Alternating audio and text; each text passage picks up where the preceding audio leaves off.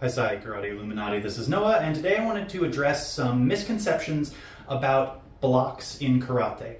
Now, the Japanese term we use for these techniques as a category is Uke-Waza. Uke-Waza is actually short for Ukeru-Waza, meaning receiving techniques. So the term blocks is really not appropriate and is an oversimplification of how these techniques are generally used. For the purposes of this video, Bob is going to be standing in as my opponent, and this Joe attached to him is going to be serving as his arm, primarily in the form of straight punches and shoves. Now, there are four basic blocks in most styles of karate.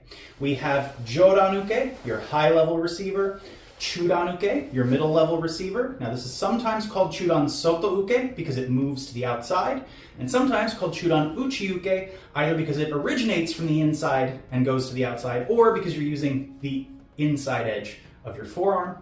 We have this version of Chudan-Uke, which will typically have the opposite name from the previous. And then we have Gedan-Barai or Gedan-Uke, your low-level sweep or low-level receiver. Now, most people will correctly point out that using those techniques as blocks against incoming attacks is not very efficient or effective.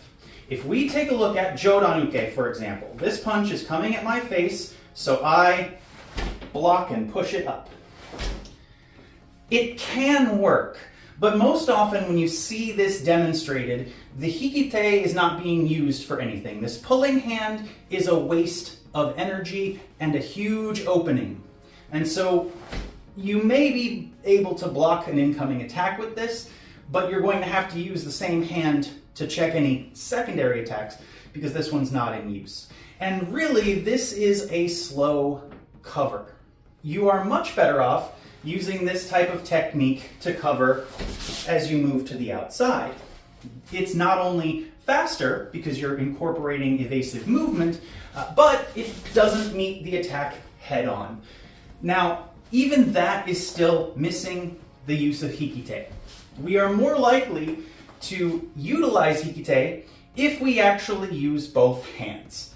So rather than focusing on the blocking arm, so to speak, we're going to use the crossing action that's present in most karate techniques that are labeled as Uke-Waza. So in that case, I can be parrying with one hand and then stepping in to strike up with my Jodan-Uke. And in that case, this control of the attacker's arm is my Hikite. Now, looking at the two Chudan-Uke, you generally have people looking at this as a blocking motion and this as a blocking motion. Now, obviously, both of these techniques are two-count techniques. We have a setup motion and then a defensive motion. We have a setup motion and a defensive motion. Using a two-count technique against a single count, like a punch, is going to be very difficult to do. You have to literally be twice as fast as the person who's attacking you, and you have to be ready for the incoming attack. It's not very realistic. If you want to still use these techniques as defensive movements, you can, but just like Jodan-Uke, it's going to work much better if you shift to the side. And that applies both with the outward middle receiver and the inward middle receiver. But again, these are very basic approaches to using the technique, and they don't incorporate your Hikite, your pulling hand.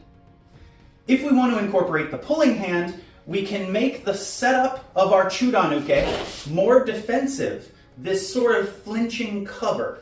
So now the hand that is going to do the blocking motion is actually doing the defense during the setup phase. My other hand can be covering in case some other punch comes in, or it can be attacking the face and the eyes. I'm going to then take control of his arm and use my Chudan-Uke as a strike to the neck, strike to the face, and a frame against his body. We can do the same thing with the inward middle receiver, where instead of using the end position as the defensive technique, we use the setup as the defensive technique. So now, as I'm drawing my hand back to prepare it for this technique, I'm actually brushing the incoming attack away, and then my next movement is actually a counterattack. And some versions of this technique will include a reaching arm, either straight or bent. The bent one is essentially a defensive cover, but the extended one is effectively a punch. So that means now we have a counter punch as we block the incoming attack, and then counter strike after. Gedan Barai, or Gedan Uke, is typically used against techniques that are coming in low or against kicks. In either case, you will generally see people doing this as a block this way, trying to brush whatever attack it is off to the side. And that can work, but the full technique is again a 2-count technique. You have a preparatory phase and an execution phase when you're using it as a block. And that means it's going to be slower than the attacks coming in.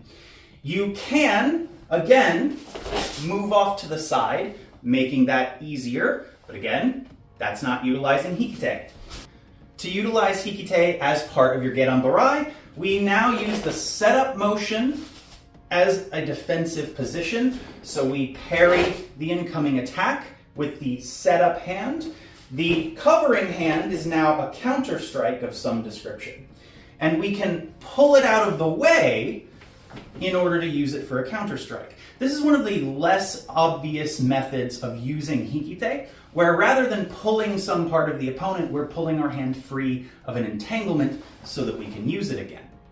Now, of course, there are many other ways to apply these basic Uke-Waza, but these are typically the starting point that I like to give people for how to transition from using them as blocks to using them as more weaponized techniques.